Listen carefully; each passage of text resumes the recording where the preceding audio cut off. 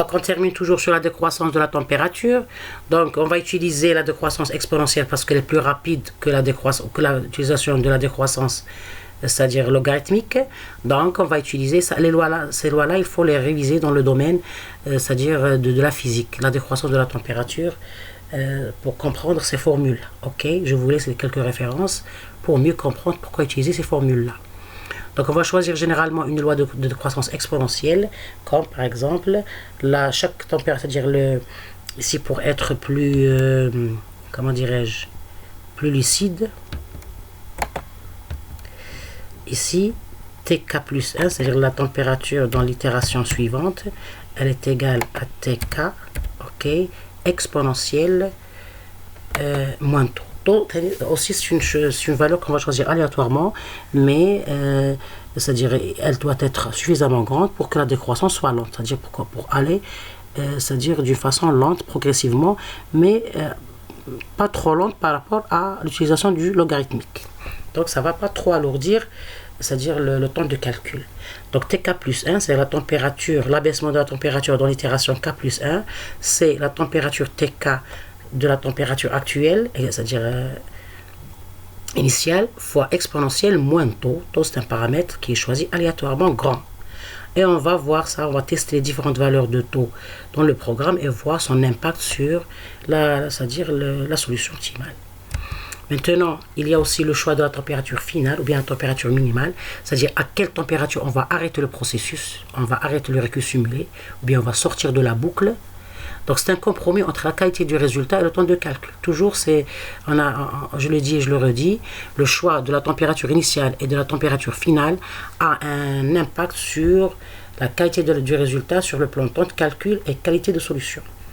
Donc, et cela dépend de la nature du problème d'optimisation. Donc, on va varier les valeurs finales minimales. C'est-à-dire ici, ça reste toujours selon les données de votre problème à étudier. Mais il faut toujours choisir une valeur finale, c'est-à-dire minimale, qui ne va pas alourdir le temps de calcul. Bien.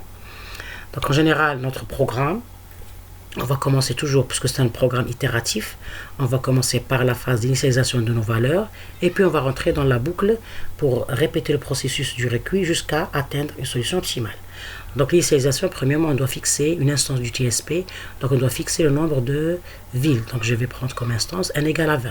On va voir après qu'on peut toujours varier ces paramètres. Donc, c'est le nombre de villes. Deuxièmement, il y a le paramètre T0, c'est-à-dire c'est la température initiale. On a dit qu'elle doit être assez grande. Par exemple, dans mon cas, je vais considérer la température grande égale à 20.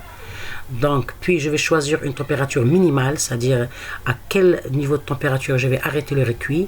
Donc, T min, par exemple, bien T final va être, par exemple, 0,01, ou bien c'est 1 moins 2. Ok, c'est 10 à la puissance moins 2. Et puis, il y a le paramètre taux qui, c'est-à-dire ici, on a vu que le paramètre taux, c'est un paramètre pour calculer la température de l'itération suivante. Donc, on doit choisir assez grand pour que le processus, ou bien l'abaissement de la température soit progressif. Donc, je vais prendre taux égale 1000, donc c'est 10 à la puissance 4, ou bien 10 000. Puis, il y a aussi le bêta, la probabilité d'accepter ou non la solution. Ça, c'est lorsqu'on va utiliser le paramètre de Metropolis, ou bien le critère de Metropolis. On a besoin d'une tolérance bêta. Donc, on va prendre bêta, par exemple, égale à 10 à la puissance moins 4. Ici, je vais changer. C'est moins 4 ici. OK. 1 moins 4. Bien. Donc, 0,001. Maintenant, la valeur du bêta doit être choisie assez grande pour que... non, ici, ça concerne le taux plutôt. OK. Ici, la valeur de taux doit être choisie assez grande pour que la diminution de la température soit suffisamment lente. Mais pas trop, c'est-à-dire... Toujours, le choix des variables, il est aléatoire. Mais il y a des règles à respecter, toujours dans le but d'équilibrer le compromis de la qualité de la solution et le temps de calcul. C'est ça le souci majeur dans l'adaptation des techniques d'optimisation ou bien des méta-heuristiques à notre problématique. C'est équilibrer le compromis entre c'est-à-dire la qualité de la solution et le temps. Donc, je vous dis que le choix de bêta, de taux plutôt ici, le paramètre qui calcule l'abaissement de la température, il doit être assez grand. Mais à quel niveau? Donc, il doit être assez grand. Pour que la diminution de la température soit suffisamment lente, c'est-à-dire progressive, parce qu'on a dit que si la température allait abaisser d'une façon brusque, on aura une solution de mauvaise qualité. Sur le plan métallurgique, on aura un métal de mauvaise texture, c'est-à-dire un métal de mauvaise qualité. Sur le plan, c'est-à-dire algorithmique, on aura une solution de mauvaise qualité vis-à-vis de la solution optimale. Mais donc, on doit le prendre assez grand, mais pas trop grand, pour ne pas alourdir le calcul. Donc, il faut toujours rester dans le compromis, bonne qualité de la solution et un temps de calcul raisonnable ou bien pratique. Donc, on peut toujours varier les valeurs de notre paramètre et de les tester nos résultats. Et bien sûr, selon notre résultat, on va interpréter pour voir l'influence de ces paramètres-là sur les résultats. Parce que vous voyez qu'il y a des paramètres qui sont choisis aléatoirement, mais leurs valeurs ont un impact important sur la convergence de l'algorithme, sur la qualité de la solution et sur le temps de calcul. Donc, le concepteur, il doit programmer une première version de son recuit simulé, bien sûr vis-à-vis de sa problématique, et la phase de test, elle est très importante. Parce que dans la phase de test, il va varier les différents paramètres pour arriver à des valeurs qui vont équilibrer le compromis de qualité de solution et de temps de calcul.